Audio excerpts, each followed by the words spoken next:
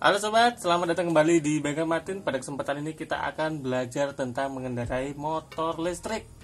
Mungkin sebagian dari kalian atau kebanyakan dari kalian berpikir bahwa naik motor listrik itu adalah sama saja dengan naik motor biasa, motor matic biasa ya.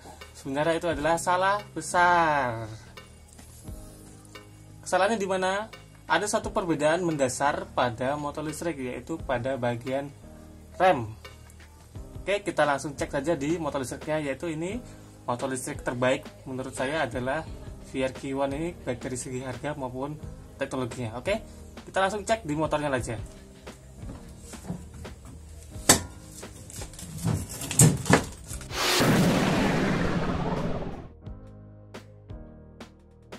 Perbedaan mendasar motor listrik dan motor-motor matic umumnya itu adalah pada bagian remnya. Jadi kalau motor matic berbahan bakar bensin itu umumnya kalau di rem ya ngerem aja. Kalau motor listrik itu ada regulasi di Indonesia itu kalau di rem itu dinamonya cut off, jadi seperti engine cut off pada mesin motor biasa. Jadi nanti dinamonya langsung mati. Jadi responnya akan berbeda ya. Jadi kalau belum biasa nanti terjadi adalah dia cendat. Nih kita tes dulu, kita nyalakan. Seperti biasa mode P dihilangkan dulu. Kita pahami dari suaranya ya. Oke, ini sudah jalan. Saya rem yang depan. Lihat nih, saya rem yang depan. Gas nggak saya lepas, saya tahan, saya rem depan. Jadi engine atau dinamo langsung cut off. Saya lepas remnya, jalan lagi. Saya rem lagi, langsung cut off. Itu yang membuat kalau kita naik motor listrik itu jadinya kalau belum biasa jadinya seperti nyendal-nyendal. Dan model cut off ini berlaku untuk rem depan maupun rem belakang.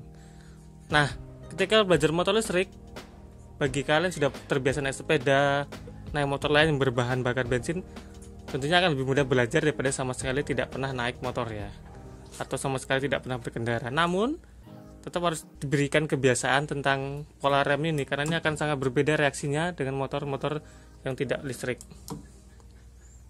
Kemudian bagaimana cara ngeremnya yang bagus supaya tidak nembak-nembak atau nendal-nendal? Biasakanlah kalau ngerem, misalnya kita jalan, lepas dulu gasnya, berhenti, stop. Nah, ketika mau start, itu biasakanlah lepas dulu tangan dari under rem, baru start. Nah, dia akan naik secara perlahan, jadi tidak jendal-jendal. Kalau kebiasaan misalnya kita lagi ngegas gini, jalan gitu, kita rem, terus kita lepas lagi, nah itu pasti langsung jendal aja, langsung lompat motornya. Jadi harus kita lepas dulu gasnya, pastikan sudah nggak ngerem baru jalan. Memang kelemahannya kalau lagi penurunan, kaki harus nahan. Itu masalahnya karena emang regulasinya begitu. Tujuannya supaya kalau kecepatan tinggi, powernya itu kan di dinamo, jadi bisa berhenti dengan lebih cepat, lebih aman. Cuman kalau lagi pelan di tanjakan emang agak sulit. Nah, kalau lagi di tanjakan gimana? Kalau lagi tanjakan misalnya nanjak gitu, kan kita ngerem. Ini kita gas sedikit, kira-kira digas sedikit, baru dilepas. Tapi jangan banyak-banyak. Tuh. Dikira-kira aja power di rem, gas sedikit, lepas. Tipsnya gitu, bisa kita praktekkan. Nah, perbedaan kedua yang saya rasakan adalah di handle gasnya, di grip gasnya ini. Ini tuh sensitif banget, enteng dan sensitif banget. Kalau kalian terbiasa ngegas motor matic biar lainnya, ketika kalian gas dengan porsi sama itu akan langsung lompat. Jadi harus benar-benar pelan, smooth, tangannya smooth gitu. Smooth, dia harus benar-benar dirasakan pelan-pelan. Dan dia ada cenderung jarak kosongnya. Ini saya gas nih ya, saya gas sedikit segini, ini belum. Nah, di segini baru dia mulai merespon mesinnya. Tujuannya supaya kan kalau motor listrik itu hambatan, benar-benar listrik tidak mengalir. Kalau kita setting gas di sini terus, nanti ini listrik sudah mengalir sebenarnya segini, cuman belum mampu memutar roda. Nah, jadi emang ada jeda kosong ya, kurang lebih ya sedikit putaran gini, ini masih kosong, tambah dikit, nah ini baru isi. Itu perbedaan yang ketiga. Jadi tadi yang pertama masalah remnya, ini engine cut off ya. Yang kedua sensitivitas gasnya, dan yang ketiga ada celah kosong di gasnya. Kalau masih standar seperti itu jadinya. Oke, sekarang kita praktek di jalan. Oke, praktek pertama kita adalah untuk start jalan. Jadi jangan pegang tuas rem, kita gas secara perlahan. Kalau kalian terbiasa pegang rem tuh tangannya geser sini dulu aja. Jadi nggak usah pegang handle rem. Oh, ini masih mode P, dilepas dulu P nya. Oke, udah mode ready. Jadi gas secara perlahan, jangan sambil pegang rem. Perlahan, dikit-dikit, putar akan bergerak. Nah, smooth, gerakannya smooth.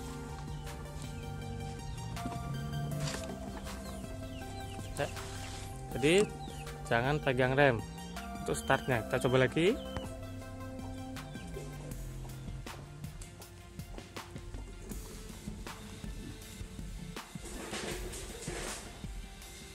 Let's go, pelan-pelan gasnya. Jangan. Kalau di tuas rem juga nggak apa-apa, tapi jangan dipencet tuas remnya.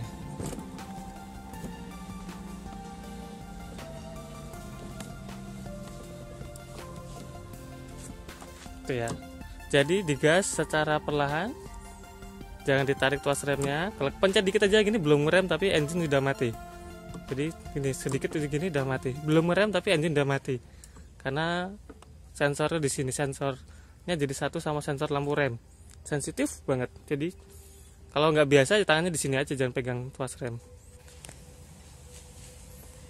Oke, kita jalan. Intinya kalau ngerem itu ketika sudah cukup berhenti, dilepas remnya baru kita gas lagi. Jadi ketika ngerem, gas dilorot, kemudian dilepas remnya baru jalan lagi. Muter, Mbak. Ngerem lagi, gas dilorot, lepas remnya, jalan lagi.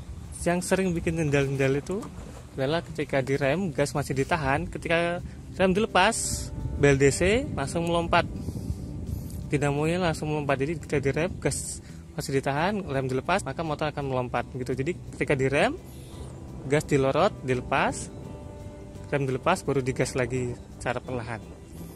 Ini akan butuh waktu untuk menemukan feelingnya supaya lebih nyaman. Nanti semakin lama semakin mudah, semakin nyaman.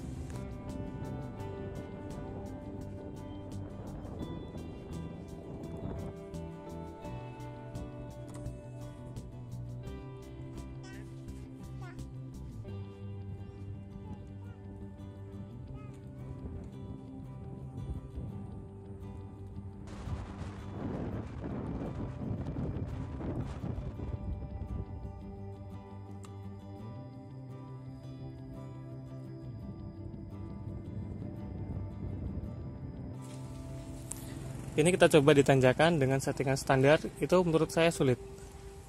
Ketika digas agak besar, mau nggak mau kita lepas remnya, itu akan langsung lompat. Ketika direm, rem kita lepas langsung lompat. Sedangkan kalau kita gas ketika direm itu kan nggak muter dinamonya, jadi nggak ada dorongan ke depan seperti mobil itu. Kalau tanjakan kita bisa menemukan antara sisi kopling dan sisi tekanan dari mesin. Tapi di sini kan kita nggak bisa, karena ketika direm itu langsung cut off engine-nya. Maka saya akan mengakali supaya bisa berfungsi seperti kendaraan pakai mesin bensin.